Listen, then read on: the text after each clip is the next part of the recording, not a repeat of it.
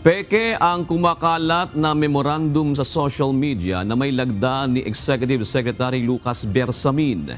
Sa naturang umano'y memo, nakapaloob ang tungkol sa approval at trust ratings ni Pangulong Ferdinand Marcos Jr. at kung ano ang dapat gawin para mapataas ang rating ng Pangulo. May nakasaad din dito ukol sa posibleng pagpapalit ng liderato ng Kamara. Ayon kay E.S. Bersamin, hindi totoo ang naturang memorandum at isa itong lantad na pagtatangka na magpakalat ng maling impormasyon at magasik ng pagkakabahabahagi sa hanay ng mga kandidato ng administrasyon. Dapat anya itong itakwil bilang gawa ng mga may masasamang kaisipan.